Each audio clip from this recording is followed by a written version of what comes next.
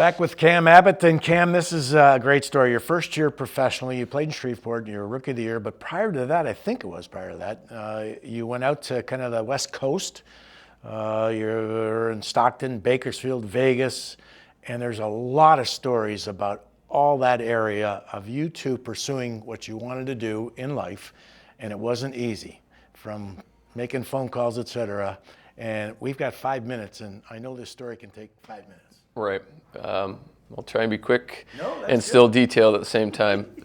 So every year, when colleges graduate a group of players as well as junior hockey players, age out, you have a cohort of players that want to get into pro hockey. The vast majority of them do, from all over the world. And they need to take jobs from those that are either trying to hang on and retire or not retire, or push guys out the door on the other end. So it's not our own problem. This happens across the hockey world, but this is our story at the time. We left Cornell University. We were fortunate to obtain a tryout contract through many phone calls just to join the Grand Rapids Griffins for a 3-day stretch. Thankfully, they had an opening. We went to Grand Rapids and had a great camp, but were let go 3 days later. Of course, as I recognize now, there's a lot of things behind the scenes that are taken care of in terms of a roster prior to an AHL season.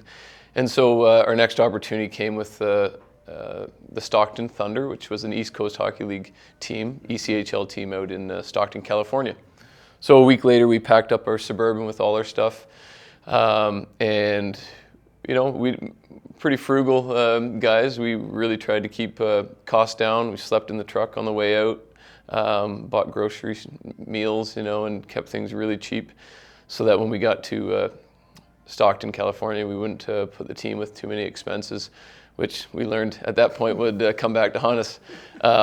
So we got out to Stockton about 12 days early before camp and helped prepare all the houses for the whole team to live in. They had rented homes for 5 or 6 guys to live in that season, because it was right before the housing crisis and there was a lot of open vacant homes. So the team organized that. Well, we hooked a trailer on the back of the Suburban and drove around setting up apartments for all the players and doing our part as young rookies, right? So we moved into one house, and camp started quite well in Stockton, California. We were in shape. We were ready to win a job as a professional hockey player in the minor leagues. And about a week into camp, the Edmonton Oilers they signed a contract with Stockton to have a direct affiliation, and they sent down 6 prospects. We were removed from the house we were in because the Edmonton Oilers players wanted to live there, and we went to the far side of the grid, about a 30-minute drive across some tougher parts of Stockton. So the writing was on the wall, or at least we should have seen it. About 2 weeks after that, Chris had played 1 game. I hadn't played any yet. The Stockton Thunder informed us that I would be released, and Chris said at the time, well, I don't have much of an opportunity here. I'll have to go as well. So they were required to give us some money to leave, but it was only half of what we had, because they only released me, it was half of what we had brought out to California on the expense side. So at this point, we didn't have enough gas money to get back to Canada. And we called a bunch of teams that were located on the West Coast, Fresno, Bakersfield, Long Beach, to name a few, Las Vegas. And the next opportunity was in Bakersfield. So the next day we were going to head up to Bakersfield and see if we could make some impact there.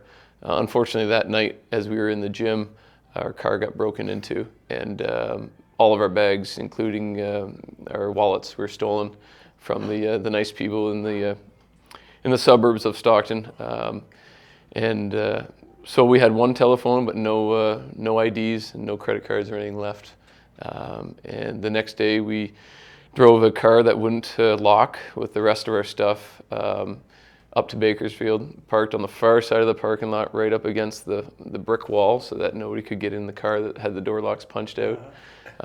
Jumped through the car, threw all of our stuff, locked the doors manually, and brought our hockey bags into the Bakersfield arena.